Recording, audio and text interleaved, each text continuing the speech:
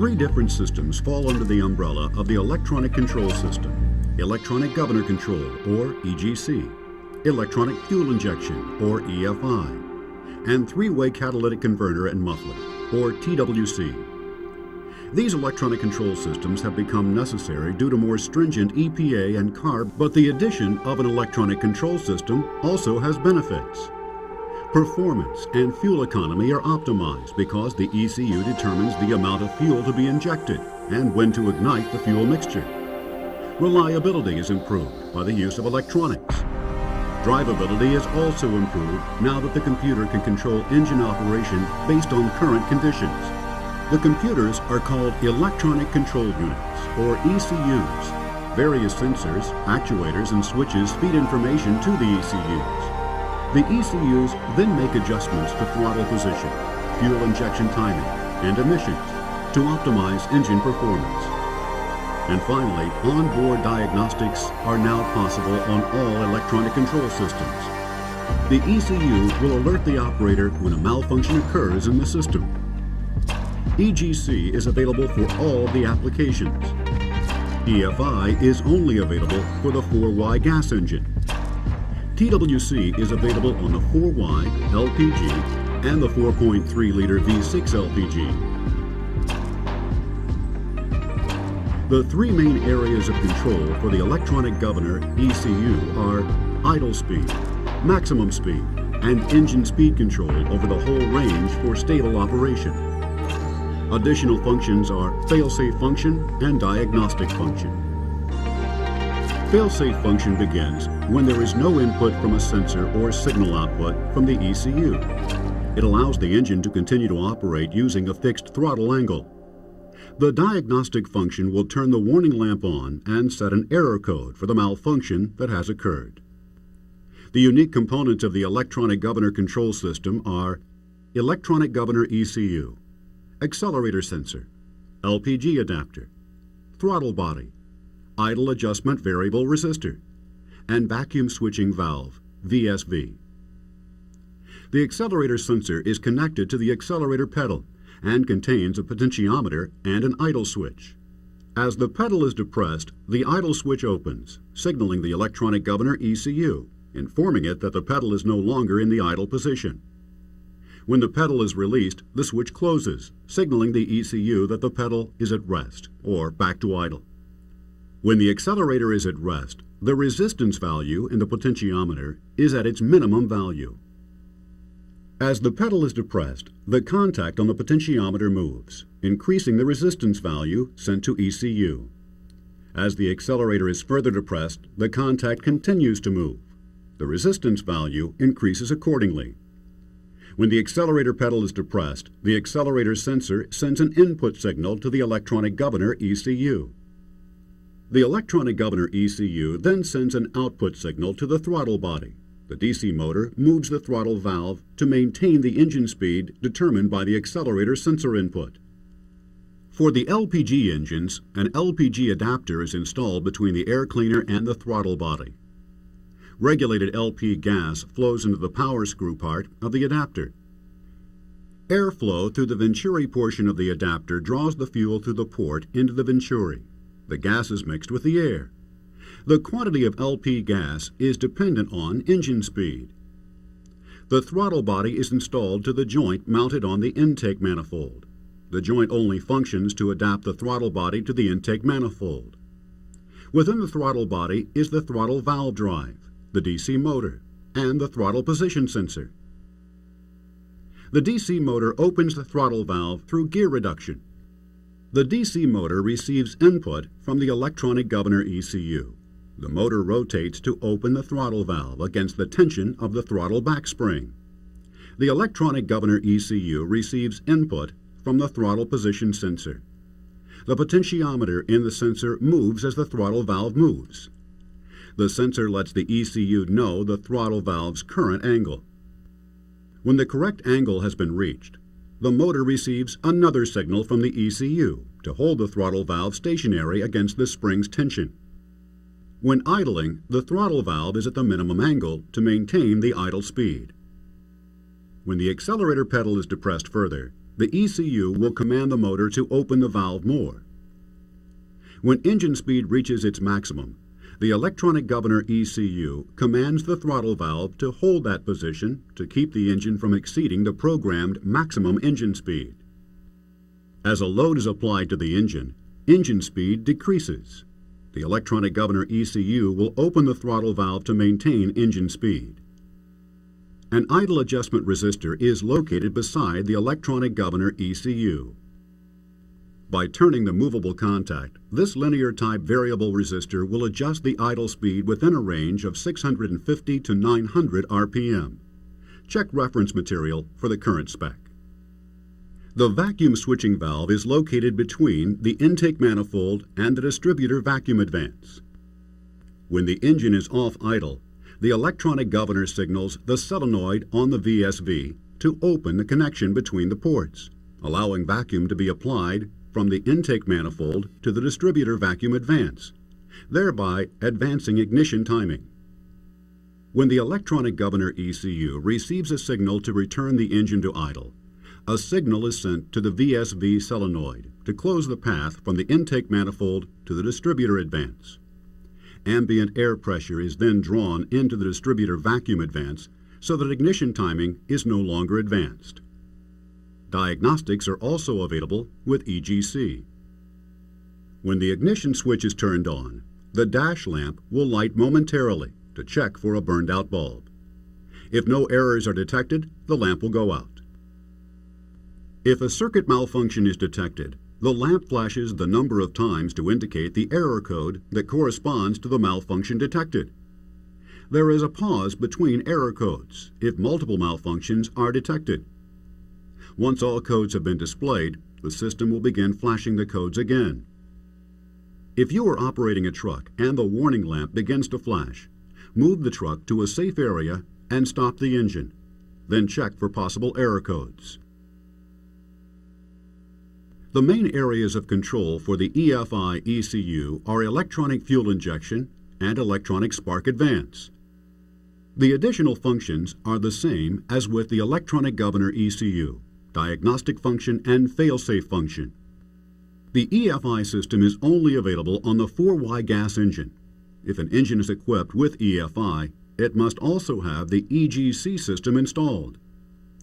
The major components of the EFI system are the EFI ECU, intake air temperature sensor, intake manifold pressure sensor, intake air manifold, surge tank, fuel pump, electronic throttle body, fuel filter, fuel pressure regulator, injectors, water temperature sensor, oxygen sensor, igniter, accelerator sensor, and the electronic governor ECU. The EFI ECU receives input from the pressure sensor to calculate the basic injection duration. Compensation is also made when the following conditions are calculated: engine load, engine speed, coolant temperature, intake air temperature, acceleration deceleration state, and oxygen concentration in the exhaust manifold. EFI can be divided into three systems: intake, fuel, and ECU control. Components of the ignition and exhaust systems are also used. Intake air temperature is detected as the air passes the air temperature sensor. It then passes by the throttle valve and into the surge tank, also known as the upper intake manifold. The intake manifold is a new design for EFI applications. The throttle body assembly and pressure sensor are installed on the upper manifold. The lower manifold has the delivery pipe and bosses for the injectors. The throttle valve controls the amount of air entering the engine. The throttle body assembly adjusts the throttle valve according to commands from the accelerator sensor via the electronic governor ECU, in the same manner as with the EGC system. The surge tank prevents pulsation of the intake air, improves the accuracy of intake air quantity measurement, improves distribution efficiency to each cylinder, and prevents intake air interference. From the surge tank, the air enters the intake pipe for each cylinder. At this point, the air is mixed with the fuel. There are many methods for determining the quantity of intake air used to operate an engine. The 4Y engine uses a pressure sensor and the operating principle of the speed density method. By reading the pressure sensor and engine speed inputs, the EFI ECU estimates the intake air volume. The major components of the fuel system are fuel pump, fuel filter, fuel pressure regulator, and injectors. The fuel pump is located in the fuel tank. The pump consists of a DC motor, impeller, and pump casing.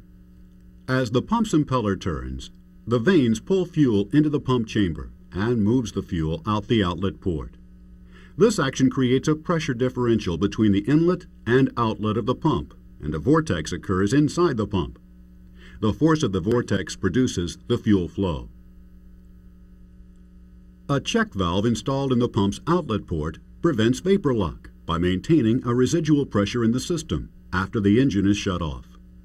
The check valve is forced open by the flow created in the pump, but closes when the pressure drops to prevent fuel from returning through the outlet port. A relief valve is installed in the pump to protect the system from overpressurizing. If a restriction occurs in the fuel system, the relief valve opens to prevent further damage. Once the fuel leaves the fuel pump, it passes through a fuel filter to remove any debris that could damage the injectors. The fuel then travels onto the pressure regulator installed on the delivery pipe. The pressure regulator works to maintain a set pressure differential between the pressure in the delivery pipe and the pressure in the intake manifold. Excess pressure is routed through the regulator and back to the fuel tank. With the engine at idle, there is a high vacuum in the intake manifold, making it easier for the necessary fuel quantity to be injected. At higher engine speeds, the intake manifold pressure is closer to atmospheric, and it is harder to inject fuel into the engine. The injectors are installed between the delivery pipe and the lower intake manifold. The injector used in the 4Y ECS is the top feed type with 4 nozzle holes. When current flows through the injector coil, the plunger and needle valve move up, opening the fuel passage, spraying fuel into the intake port of the manifold. The injectors open simultaneously and inject fuel twice during one 4-stroke cycle.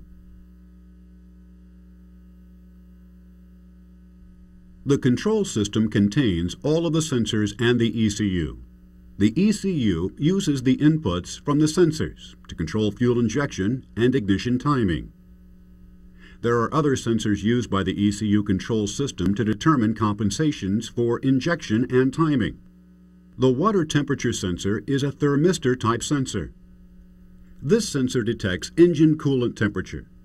The ECU uses this input to determine proper fuel injection and ignition timing compensation, such as during engine warm-up. The oxygen sensor is located in the exhaust pipe. This sensor detects the concentration of oxygen in the exhaust gases. The ECU uses the input to determine if the air-fuel ratio is too rich or too lean based on the theoretical air-fuel ratio for the current engine conditions. The oxygen sensor will only generate a voltage signal when the operating temperature has reached 750 degrees Fahrenheit. Starter circuit input signal, STA, is the signal sent to the ECU when the starter is rotating. This allows the ECU to determine proper fuel injection and to keep ignition at base timing. The crank angle input signal, NE, is used to determine injection timing. A signal is sent to the ECU by the pickup coil in the distributor each time the protrusion of the timing rotor matches with the pickup coil, 4 times per 720 degrees of crank angle. As stated earlier, all the injectors open simultaneously, and there are 2 different modes of simultaneous injection: sequential injection and non-sequential injection. Sequential injection is synchronized with the crank angle sensor input. The injectors open every 360 degrees of crankshaft rotation. This is the main injection. Compensation is performed in accordance with the signals from sensor input to the EFI ECU. Non-sequential injection will open the injectors outside of the normal sequential injection. This is similar to the accelerator pump operation in a carburetor when fuel enrichment is required. The ECU determines that the throttle valve is opening and that fuel enrichment is needed to compensate for the additional incoming air to the intake manifold. Also during starting, the ECU receives an STA signal and determines that additional fuel is needed.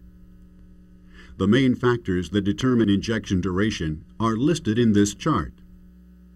The injection duration is for an average of 3 to 6 milliseconds. The duration is constantly changing due to the variation in operating conditions.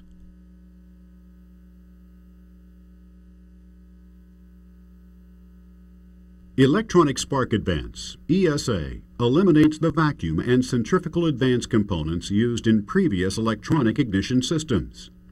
The optimum ignition timing for all engine conditions are stored in the EFI ECU. The main two inputs that the EFI ECU uses to determine the proper timing are the intake manifold pressure sensor and the crank angle sensor for engine speed. The ECU also uses input from the water temperature sensor and the air temperature sensor to fine-tune the advance curve for the condition it sees. EFI diagnostics operate in much the same fashion as the EGC diagnostics. The only difference is that the error codes are displayed using the EFI lamp. The main function of the three-way catalytic converter and muffler system, or TWC, is to reduce harmful byproducts of combustion using the materials inside the converter to create harmless elements and compounds such as water, oxygen, and nitrogen. The major components of the TWC system are LPG regulator, carburetor with injector, oxygen sensor, idle and heavy load vacuum switches for non-EGC models, the three-way catalytic muffler, and the TWC ECU. The regulator works in much the same manner as previous models, with the addition of a second port that leads to the injector. The injector located in the base of the carburetor is signaled by the TWC ECU to supply additional fuel based on input received from the oxygen sensor. The idle vacuum switch tells the TWC ECU when the engine is at idle. The heavy load vacuum switch tells the TWC ECU when the engine is under heavy load. The three-way catalytic converter is located in line with the exhaust system. The monolith-type catalytic converter uses a honeycombed catalyst and creates less exhaust back pressure.